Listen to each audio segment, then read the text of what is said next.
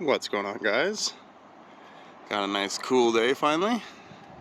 We've been having some really hot weather here, but I just wanted to make a video because I came across something that is going to solve this intermittent timing issue once and for all. So I know that I've said this a few times on here, but this one is going to be the end because this explains everything. And what I found in the past, the videos that I made previously, they actually support this theory. So basically what's happening, actually I'll tell the whole story. So last night, I'm in bed, I'm going through literally random posts here. Like when I'm chasing this issue and I'm back to the drawing board, I'm looking at every single type of car. I'm looking up symptoms more than anything. I'm looking up hesitation when warm. I'm looking up breaking up, all these different terms. People use different terms, but it's all the same thing. I'm reading about small block Chevys, and they call it fish hooking because it feels like there's something pulling down on your throttle. The 1500 horsepower GTR guys, they call it breaking up because after 20 psi, the car starts to break up, starts losing power. So I'm reading through this GTR post, and what they were having was after a certain amount of boost, I think it's around 20 psi, the car would start breaking up.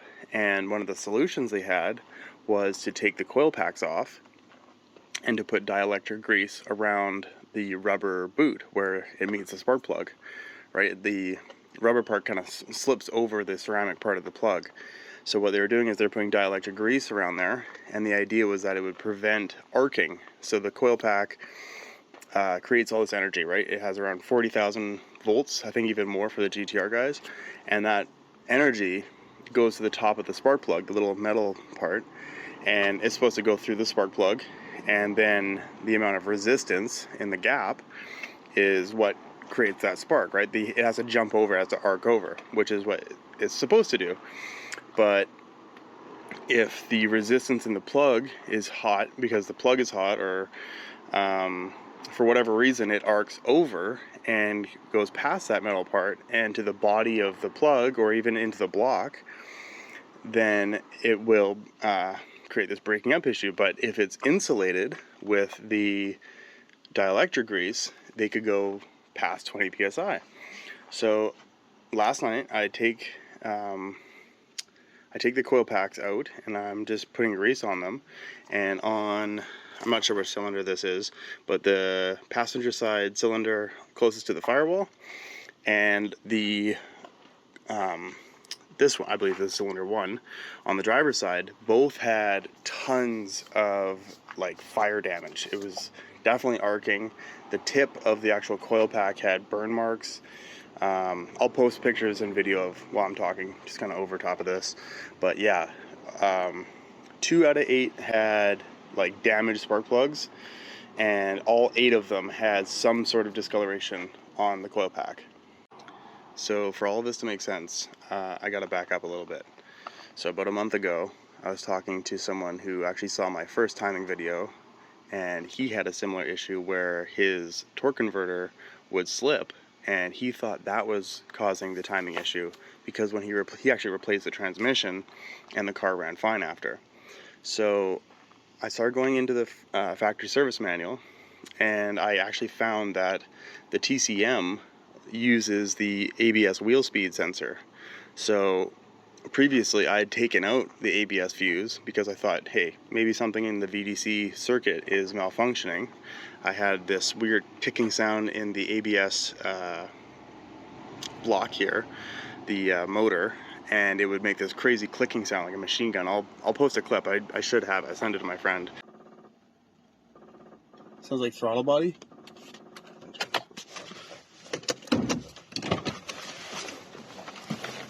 Oh, that's so weird. I haven't heard that in so long.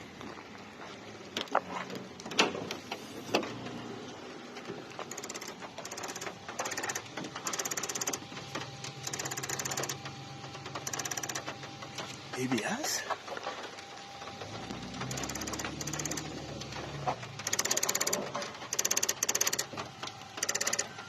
It's like something in here.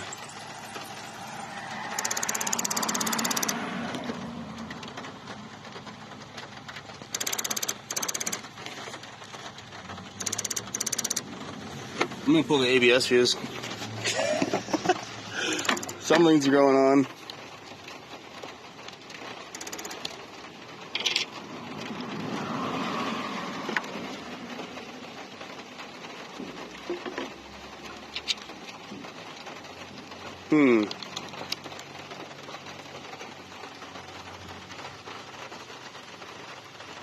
Something ABS related, I suspect. That was so weird. Where it's just clicking like crazy, and I took the fuse out and it went away. And I thought, hey, maybe that's, something is shorting, and because all the fuses are connected, it's causing issues somewhere else. And the issue is still there, so I kind of forgot about it. But after seeing this in the factory service manual, the TCM does use the ABS wheel speed sensor. So I have an ABS wheel speed sensor. I bought it last year in like April and just forgot about it because it wasn't pertinent to my actual issue. Find the sensor, slap it in, and the ABS the slip light and the ABS light disappear, but the car is still shifting hard. So I checked the transmission fluid level and it's super high, and so I take about a liter out of the transmission and the car shifts perfect now. No more flaring, super predictable. The low RPM hard shifts are gone. And with the transmission, you actually, first of all, you need a dipstick. These cars don't even come with a dipstick. I'll find the part number and post it in the description, but you need a dipstick. What you need to do is actually drive the car. You actually have to drive for like 10-15 minutes in traffic. You don't have to put in reverse or anything. Just drive the car for 10-15 minutes, go to somewhere flat, let it idle for 5 minutes, then put in reverse, neutral, reverse, drive. Do that a couple times. Put it in park, leave it running, then check your fluid level. And really dry off the dipstick, put it in there. It's finicky, but you can get it. And it took me a while, and it was definitely overfilled. But after I did that, the issue went away, where basically once the timing issue happened, this car would shift like crazy hard and it would idle really high. When I fixed the transmission fluid level and the ABS wheel speed sensor, all of the drivability stuff, the hard shifting, the loud idle, all that stuff went away. But, and honestly, if I didn't have the wideband in the car, I wouldn't even know. But if you floor it, it will go rich after 1 pull. 1 to 2 pulls, it will get rich again. So, sorry, keep it stick with me. Fast forward to yesterday, and I find out about the arcing coil packs. So this is what's happening. The grand finale, the final puzzle piece. Okay, so the energy goes into the coil pack. Coil pack ramps it up to 40,000 volts, right? Uses some coil pack magic. I don't know how this works, but 40,000 volts goes into the spark plug. Spark plug ignites. Everything works great. The engine warms up. The spark plugs warm up. The resistance increases to the point where the coil pack energy skips past the spark plug and arcs into the block.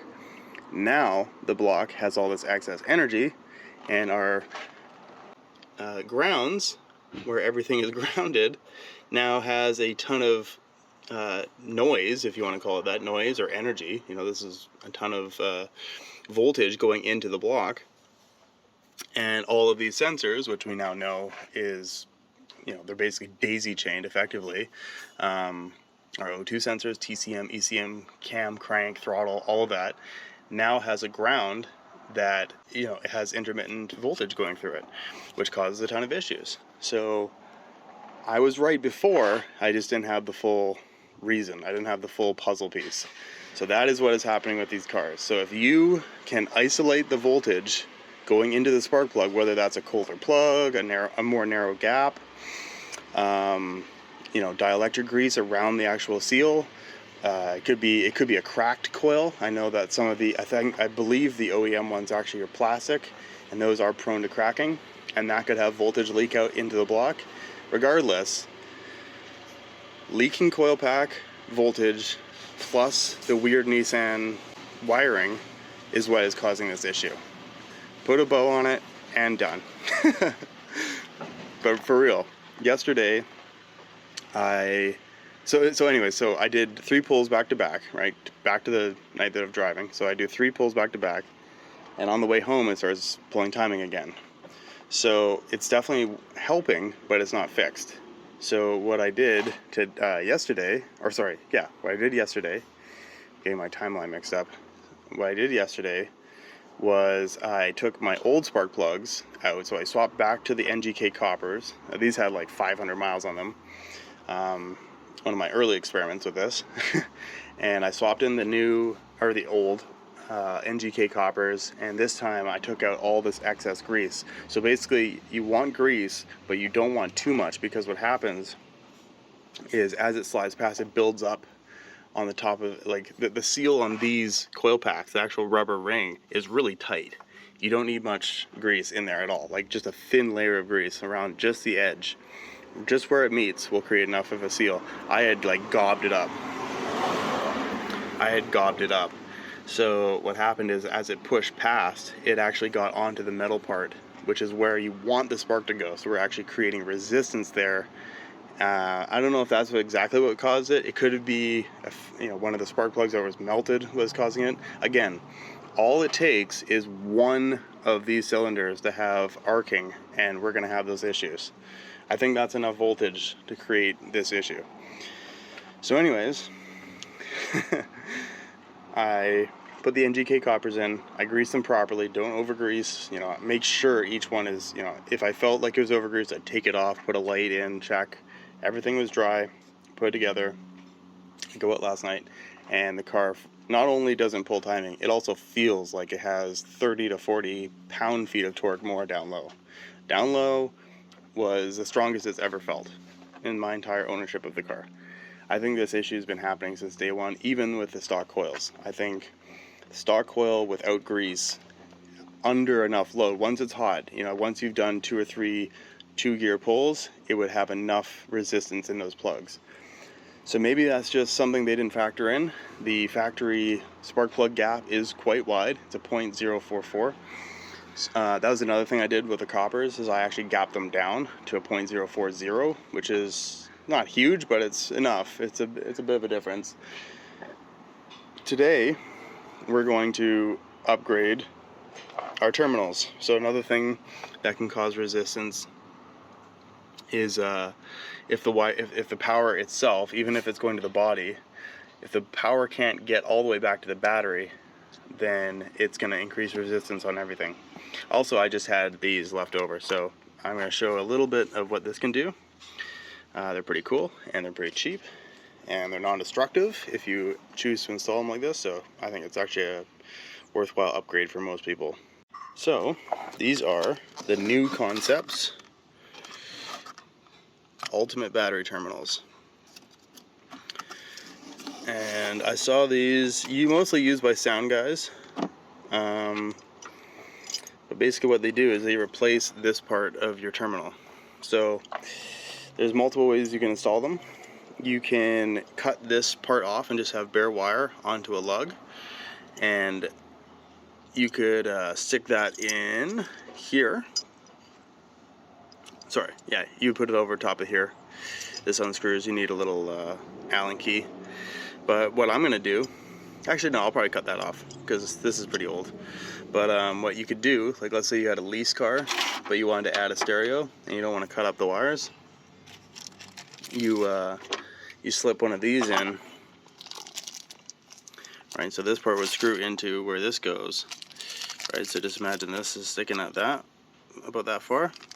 And then this would actually go on top of this. So you could just screw your existing one on top of that, and then this sits right there. So this will go on top, and then after that, you've got all of these, right? You could have something for your subs if you're a sound guy. For me, I'll probably be using mostly these. I'm gonna have an extra ground going to the alternator, and likely another one to the body. And that should be enough for me. I just wanted to double up the grounds because also, like, look at the wire. Like, I have no idea what the condition is, and frankly I don't want to make another one of these. I could, it wouldn't be hard. I'm just lazy. So instead of replacing this, I'm just going to double it up. I'm going to give it a 8 or 6 gauge wire with the same company. These guys make amazing wire. All the wire that I did for the little mini harness was from these guys. These guys have, you know, fantastic wire. It's really flexible, OWC, oxygen free or whatever, OFC, but OWC, I don't even know what that means. Oxygen free copper is what they have. Really good stuff. So anyways, KnuKonceptz, gonna slap these in, see what they look like. Yeah. Then we'll go for a test drive and we'll see if there's any difference. And if I can drive for, you know, 4 or 5 pulls in a row and not pull timing, I'll just call it there. That's enough for me. But if it still pulls timing, the next step will be to actually take these plugs out, clean them up again, and gap them down to probably a 0.032. That is the number that I see floating around in the GTR forums, and that's what they gap down for a big boost. So it's kind of surprising that we're having gap issues on an NA V8, even though it is 10.5 to 1 compression. So you know, most of the Coyote, you know, the lower compression Coyote stuff, like in the F-150, they're 10.5 to 1, and they have 0.045 gap with no problem. So it is a little bit weird. We are aftermarket coil, well, you know, not aftermarket, OEM, but not my car OEM. Coils, we got exhaust headers. That's pretty much the only thing that could increase heat to the ignition system that I can think of. So anyways, we're going to put it all in. I know there's been a bit of a rant. Yeah, bit of a learning curve. Okay, so we will be using the adapter after all. The lugs that I got aren't big enough, but that's okay. We can use one of our ports. So I'll probably just run a 4 gauge from the battery negative to the alternator, and then I'll probably run a little bit smaller one to somewhere on the body, and that should be more than enough. But anyways, let's slap it on and see what it looks like. A little pro trick, if you're stupid like me and you're wondering why it doesn't fit, they're different sizes, and they differentiate them with a nice stamped little positive or negative. Okay, so I actually changed my mind. This would have worked okay for the negative, but I'll show you. The positive doesn't really have, it's got 2 leads going into it, and having this sideways would, it would just be weird. I don't even know if it would fit, but logistically it just doesn't make sense. So actually you can kind of see them down here. So you can see the wires. Let me just zoom in there. Can I see? Yeah. Anyways, that's where the 2 wires go. You can see it better on this side. There's one, and the other one's on that side.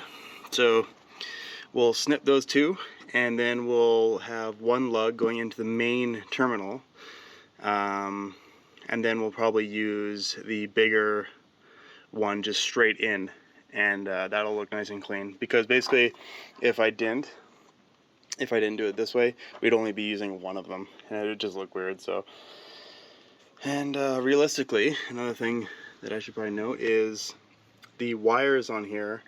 When I first was checking resistance on grounds, I actually checked them, and they were pretty dark. So I cleaned them up as best I could with electrical contact cleaner, but realistically that amount of corrosion is along all this metal. So it might look okay, but we might be having tiny bits of resistance. Most of the stuff is plated, it should be okay. But yeah, it's 20 years old, and let's give it a new terminal. So let's cut them up. Got this one already chopped off. I'm gonna pull it back, see how far it's gonna go, and then we'll crimp them on. Okay, so I took some of the insulation off, and yeah, you can see that's got a fair bit of corrosion in it. I have no idea how far down the line it goes, so I should really replace this, but doubling it up should suffice. But yeah, that's pretty bad. See if I can see it on camera. Oh yeah, look at that. So I also want to show just the quality of wire here. So this is our stock negative wire. You can see kind of how thick the strands are and how many of them are. So the terminals are saying this is a 1 gauge wire. Now this is KnuKonceptz Colossus Flex, one of the most popular wires out there. You can see just how many more threads there are. Let's get it side by side here. So you can see each strand is tinned. So when you look at it sideways, it looks like it's, you know, zinc or something. It's low quality, but no, that's actually copper. Each strand is tinned. You can see how many more strands there are. I think this is their 4 gauge, which is 2,038 strands. But yeah, super high quality stuff, but as good as it gets. So I am going to leave the stock one in place, but we are going to add basically this to each connection. So we'll have its 4 gauge, aka, you know, OEM 1 gauge, and we'll have that going from the negative to the alternator, and then 1 as well to the body. Okay, so we got the new lug on there, and had to crimp it a couple times. Still learning the hydraulic crimper. But yeah, we're going to, instead of using this piece now, we're going to use this with a little washer, and it's just going to clip onto this side, and that will save us one of our ports. So we'll use that middle port now for an additional ground. So when I'll actually make a new ground, and that will this will be for the alternator. So use the middle one for the alternator, and that way we've kind of doubled them up. But anyways, yeah, let's see what it looks like. Okay, so we got it on there.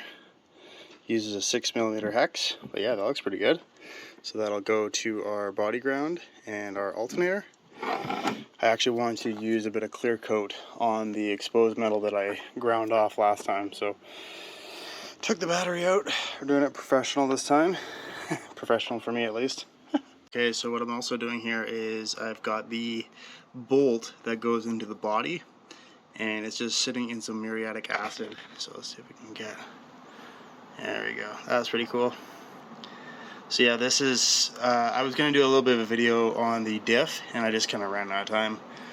But yeah, this stuff's awesome. You want to remove rust from something, you just put this stuff on light surface rust. It's 20 minutes, bare metal.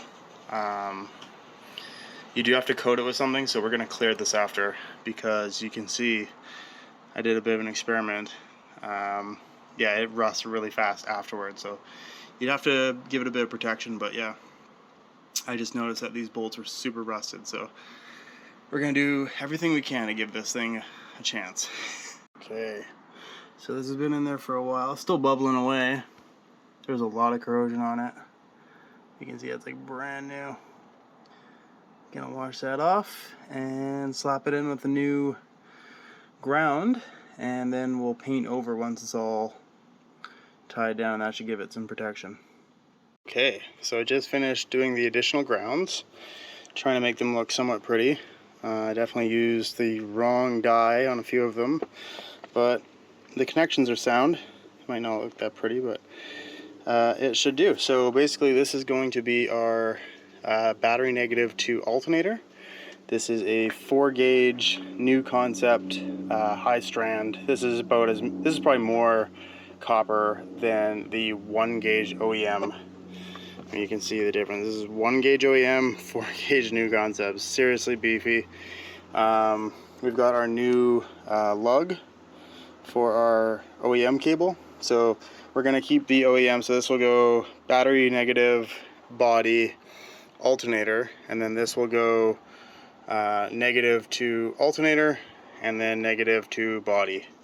And this is a, I believe, 6 or 8 gauge welding wire, but pretty deep, pretty beefy stuff as well. Nice and lots of copper strands in this one too. So anyways, the other thing I also did is I soaked this is the bolt that goes into the body. This is covered in corrosion.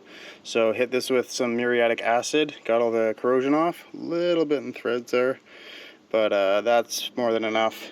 And I'm gonna bolt this into our body ground, this guy, and then we will hit it with some clear coat to give it a bit of protection.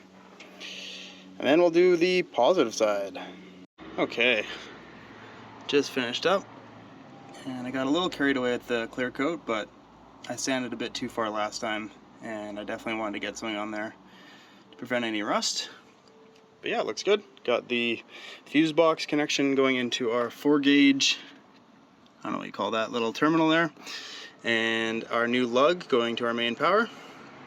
And then on our negative side, we've got this 4 gauge going into our alternator, and then we've got this welding wire going into our body ground, our new body ground.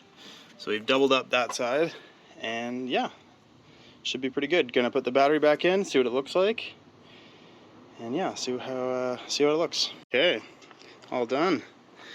Looks pretty good. I got kind of worried at the end here because this wasn't long enough, and I had to undo a clip down there and pull the whole harness out so it would reach. But looks pretty good. I actually forgot to put this on. Supposed to do that at the start, but I'll have to wait for another day because I am tired. This took way longer than I thought, but most of that time was just making sure all these connections were sound. But yeah, this should be a good upgrade for the ignition system. Well, the whole battery system, really. But yeah, that's gonna have to do it for this one, boys. I appreciate you guys watching, and I'll catch you guys in the next one. Peace.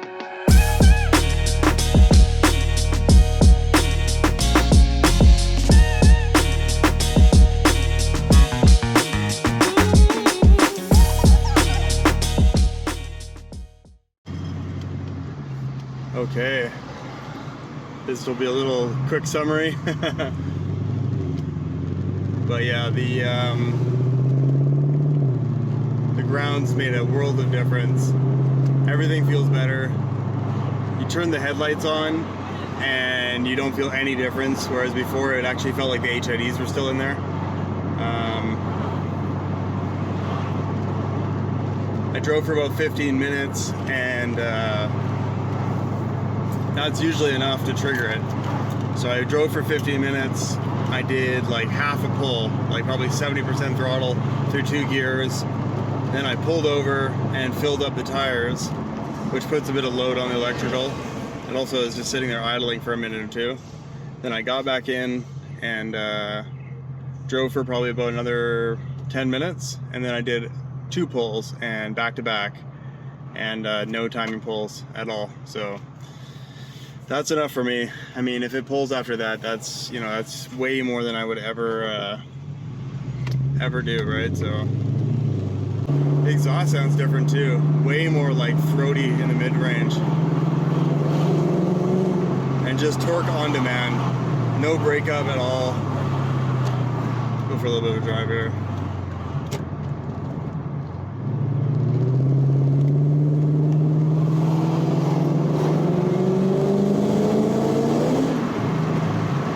Downshift there.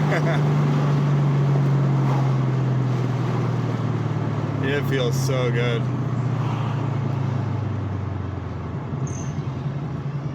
Everything just feels a little bit tighter.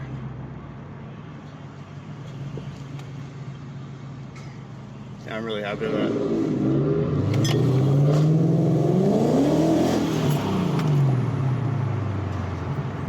Good. Woo!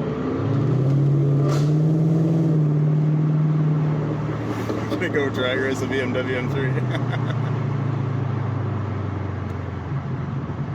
I get this thing in a second. I'm trying not to.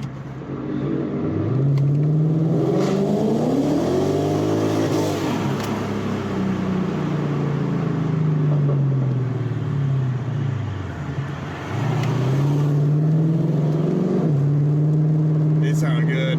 I gotta admit. I didn't look down at the throttle there, or the wideband rather. So that means we have to do another little baby pull just to see where we're at. Feels fine.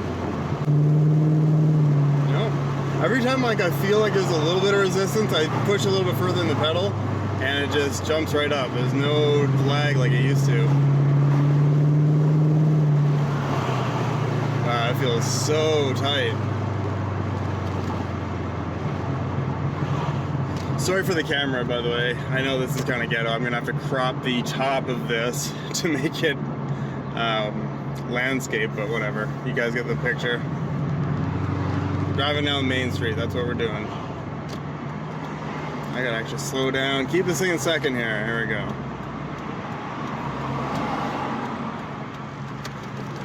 Alright, I'm gonna look at the wideband.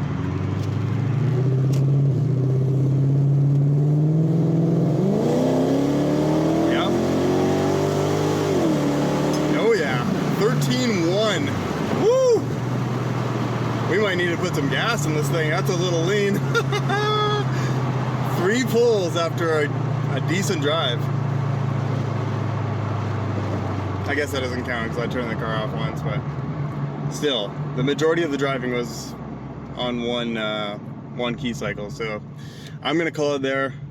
I know I already filmed an outro for this, but I really do appreciate you guys watching. And all of these videos, this might seem boring, but there's gonna be some guy out there who's been chasing intermittent issue like this, and this is gonna be like the video for you, man. Because honestly, this issue has like followed me for so long, and it's so, my language, it's so fucking annoying. But yeah, that's gonna be a wrap, boys.